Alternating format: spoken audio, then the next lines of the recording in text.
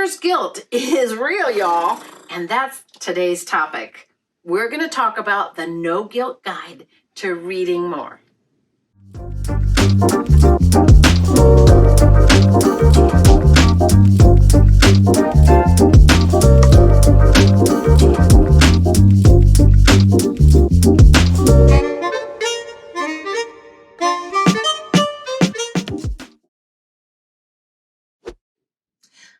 About you, but for me, being a reader or being well read has become a part of my identity, like something that I list as an attribute of myself. I think about myself as a reader. And I know that's a whole thing right now. There's a whole thing on TikTok about like the reader aesthetic and the reader lifestyle and people who are readers. And that is such a category of person who sees themselves that way. But I realized a few years ago, I looked at it and I started counting, and I had read like one actual like fiction for pleasure book in the entire year. You're kidding. I know, but it's I take it on as such an identity thing, and then I realized I wasn't actually doing the reading part of being a reader, and I started thinking about it. And I don't want to be that shaming mom because in my head I'm going, how could that be? But I think that it's easy to get into. As a kid, I was that nerd who would go on and like go to the library and look up, top 100 classics to be well read and go through and read them all because I wanted to be that person. True, but she did. But I think it's easy to, you get into your life and other stuff happens and there's the internet and you get distracted. When I really stopped to think about it, I realized that all of the, the BuzzFeed lists of hot top 100 lists this year, or the, book talk things that would pop up talking about the new, Sally Rooney book or whatever, even just the New York Times bestseller list was starting to give me like a great amount of guilt. It should be inspiration. But it became one more thing that I was failing at, or I just wasn't like getting around to or becoming grand enough for. Instead of being something that gave me joy, it just became one more thing to throw off. And then lately, I think we've been talking about it and realizing there are a few things that we have started implementing that make it a little bit easier, a little bit more natural for me to start thinking about reading as something I gravitate to for pleasure, but also as part of my work and as part of my life rhythms in really simple, tangible ways. It just changed my thinking a little bit. So that's what I want to share with you. I've always been a reader. I've trained myself to be a reader. Even when the children were little, I would set aside just 15 minutes every day. And that was my goal. Just one 15. Of those consistent people. Oh, hey, but 15 minutes was my goal. And then if I could sneak in any more time besides that, it was a great day. But the good news is that because I did that, I could get through a lot of books. My husband, on the other hand, his philosophy is, I want to read books, but I want to wait until I have time, which he never had time. So if we go back and count not that we were the shade. I wasn't keeping score. Oh, no, never. It sounded like I'm keeping score, but I'm really not. But at the end of the year, I would be like disgusted. I'm like, Doug, you haven't read a single book. So here's the deal. And I realized in thinking back and reflecting, because I am a reader, I think there's some things that we don't talk about that can help you read more. And the number one thing that I think gets in the way is that don't stress over a book that's not worth reading. And I've always felt that way, but I didn't realize that was shocking to anybody. I have started multiple books, and if they don't capture my imagination, I'll just leave them away. So I was thrilled when my pal Oprah said, give a book 50 pages. And if it doesn't capture your imagination after 50 pages, then put it aside. So I mean, let me wave my magic wand and give you the hint. If it doesn't capture you, stop. And I don't know, I read a ton of business books, and there's this thing that bothers me is that they have these big fat books, and the beginning's really good, the middle, and then the end when they conclude is good, but you're wasting all this time in between because it's almost like they have to fill a space in a book to make it published or something, when they could have gotten their point across, and then it's like over and over, and you're like, all right, I'll just skip through it and I'll give myself that permission. But I didn't realize that. I think what stops people from reading is they don't give themselves that permission. What they do is it adds more guilt. Like, I have to slog through this book. Well, stop. I know. Like, seriously, stop.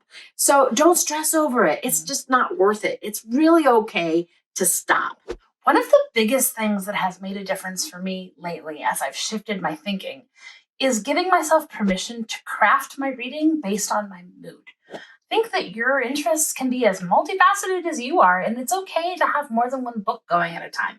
It's okay to have a list for different moods or different spaces. Maybe you have a list that's just for the next time I'm on vacation, or these are books that I think would be good in audio form when I'm on my commute. And think about gathering inspiration for different types of moods. And it doesn't have to be, I do a linear kind of a process. And as soon as I gave myself that permission, that I could jump from one thing to another, I realized I really love reading fiction at night, and I really like reading idea books in the morning before I go to work. And I think having some space that I can have both things going and you can hold those multiple ideas in your head, that works better for some personalities than others. But for me, I thought I would hate that, but it totally opened up the space that I was allowed to not be in the mood for something, and that didn't mean that I wasn't ever going to come back to it. And that changed a lot. I think that's really helpful. I've always had 5, 6 different books going at one time. I have them at different parts of the house based on my mood. Like, I really like reading a cookbook, but I don't want to read a cookbook as my only reading pleasure. So, but there's other things that I'll do. Like, I give myself the permission to go based on my mood about what I want, but I have options. And I think that's key. If you want to read more, is to have multiple things to pick from that you go. And especially because I think sometimes we hesitate from more technical reading or more like higher literature instead of like more easier to read literature. I mean, it's really okay to read an easy novel, a chick lit. I like those because they just put me in I'm in a blob out mode. I'm going to read a chick flick and I can read a chick, what do they call it? Chick lit. I can read that like boom, boom, boom and get it done. But something that's like more classic literature or a technical, more technically advanced, like I'm going down a rabbit hole reading about the brain. But I get tired of it too. Like, I'm not going to just sit and read that book all the way through because I have to absorb its thoughts. I have to go through it. I finished the book Mastery last year. It's big, but oh my God, what a great book. But if I had sat and read it and said that's the only book, I wouldn't have finished it. But I did finish it because I could absorb it and then put it aside, read something fun, and reading like a magazine or a podcast. I could do all kinds of stuff. And it helped me because I have, based on my mood, something to choose from. Yeah.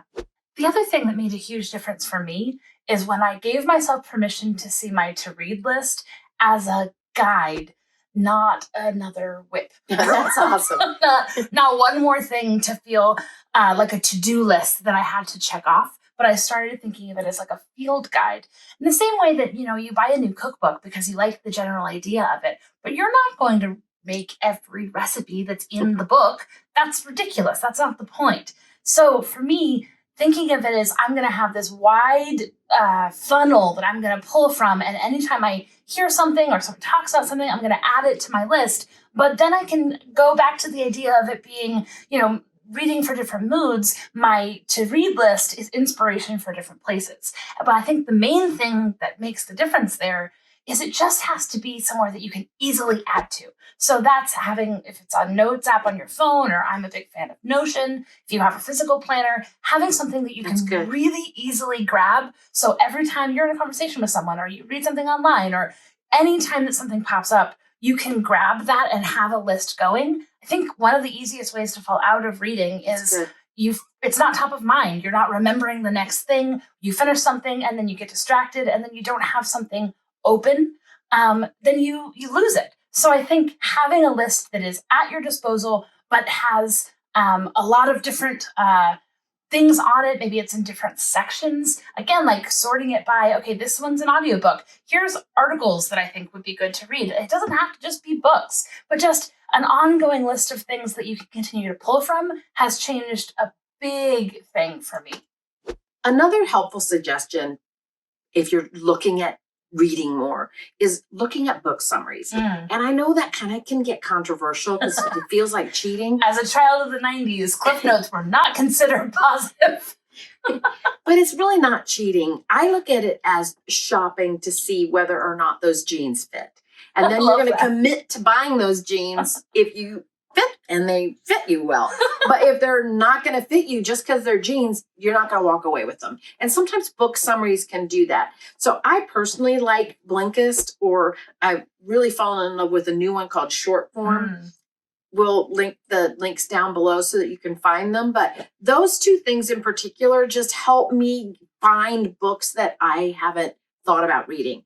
Blinkist tends to be more business and personal development books, and Short Form has a little bit more genres available to it. But any way that you can look at summaries, I think it's worth it to decide whether or not it's a book you want to rent, because you can rent from the library, whether it is you want it in a digital form, because some books I now have trained myself to read on my Kindle. It took me a while because I was such a book person and I like flipping the pages, but some books are just easier on Kindle, especially when you're on the road and you don't want to carry a bunch of stuff. It hurts your back and all that stuff. Or a lot of times I'll have it on my phone in a convenient way so that when I'm standing in line, I can read a little bit. But all of that, you can make a decision based on the summary, what kind of thing you're going to do. And sometimes I'll get the sense of a book and go, you know what? I want that in my library and I'm going to buy the hardback. Or sometimes I buy that hardback after reading the summary going, you know what? That's a novel that I'm going to read rather than getting Kindle. If I buy this, I can exchange this at one of the book exchange or sell it. And so why not invest in the hardback? It costs, I don't know why. This is a rant, but dang it all, I do not get it. That Kindle and all these like Amazon, who are these digital publishers that charge more for digital now than a paperback or a hardback? Ugh. Okay, so rant over. But that way I will determine a little bit. Like sometimes I'll just get the physical copy to enjoy the physical book, especially a fiction that's popular, because I know I can sell it or I can trade it in for an art book or something that I want.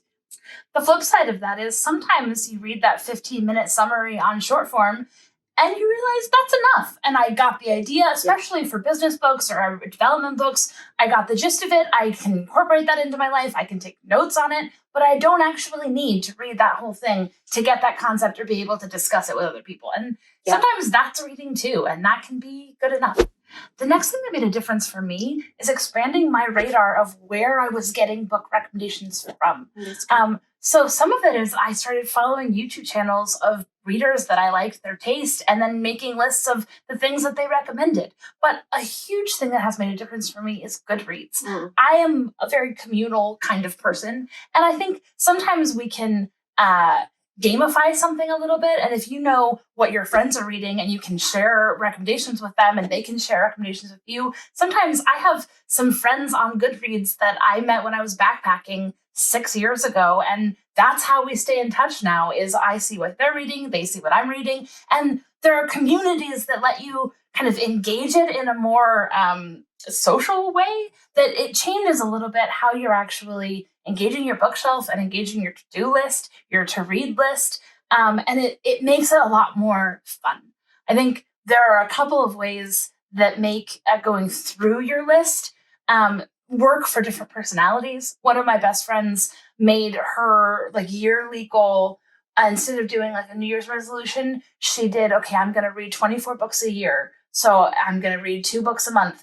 Because she's a very goal-oriented, trotted out kind of a person, she was able to read a lot more because she actually stuck to that. For me, that's not probably going to work, but what is going to work is having like a social thing I can go on to like Goodreads and be encouraged to pick something up that I wouldn't have otherwise because someone else is reading it. So find something that works for your personality, but expand where you're getting recommendations from. Whether or not you were a Girl Scout or a brownie, it's really time to pull out and dust off the old motto, be prepared. Be prepared. Because I think getting to read more is also having some tools at your disposal to help you out. Yeah. So your phone, man, that is your best bet. Because sometimes what happens is you are stuck in traffic. Well, this one used carefully.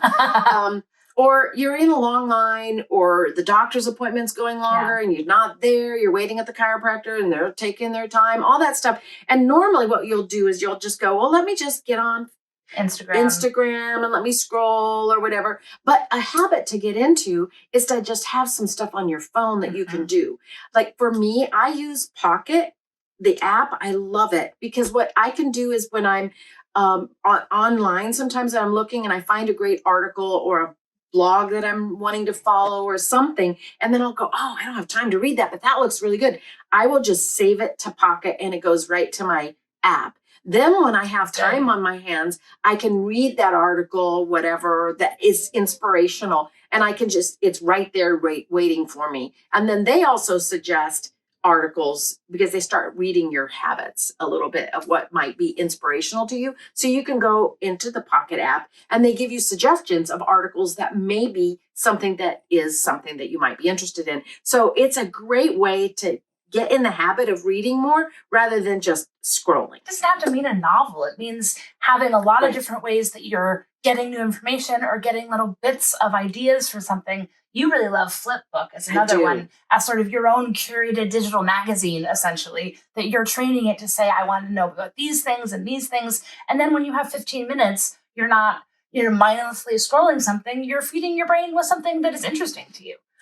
I subscribe to Medium. It costs $50 a year. I think it's worth it because the reason for that is that it pushes me to think about and read ideas or things that are not usually in my wheelhouse, because I can look through all kinds of things like on technology and other things that just keep me up to cultural current events in a way that I'm not committed to reading a book I'm not necessarily interested in, but I'm aware of a topic so that when those things come up in the vernacular of current events, I'm at least a little bit able to be part of a discussion. Yeah. A big one for me has been the Libby app. That's an app that works with the library system. So you plug in the libraries that you have access to, and then you can request books so that you get put on the wait list. But you can also browse as if you were going to the library. But for someone who maybe is a little bit lazy, I do that a lot more than I would actually go to the library. And I'm actually seeing the books that are free and available to me and picking up something that maybe I wouldn't have because I'm on the Libby app. They even give you magazines, which is really cool. Cookbooks, travel books, all kinds of things. Stuff. So our last idea or hack or tip for you is to think about reading things that you normally don't reach for as a means of pushing yourself out. You can do it.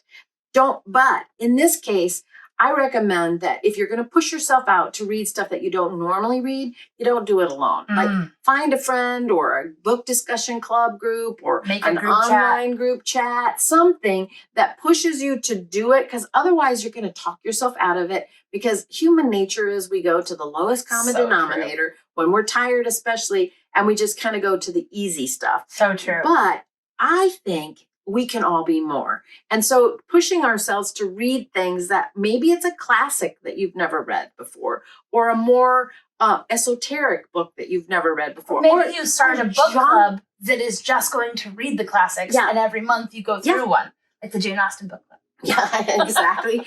I joined a book club on purpose that they only choose fiction, because I'm not a big fiction person. I really like personal development books and business books. That's where I get my fix. So it helped me to be able to be accountable to a group of women that we were reading a book that I wouldn't normally choose. So whatever that takes to push yourself out to find stuff that you wouldn't normally do, I would suggest that you try it. Even like going to the library or borrowing the book, like she just talked about in a Libby app, that's like an art coffee table book. That's reading too in my book, because you can start reading the captions of a photographer. Just push yourself out. Don't limit yourself as I'm not a reader. If I was your mom and you were saying I'm not a reader, I'd come over and smack you. I really would. I would just say, grow up, get over it, pull up your bird girl panties. What kind of reader are you is a much better question. But I think it's like, seriously, you can be more. So read more.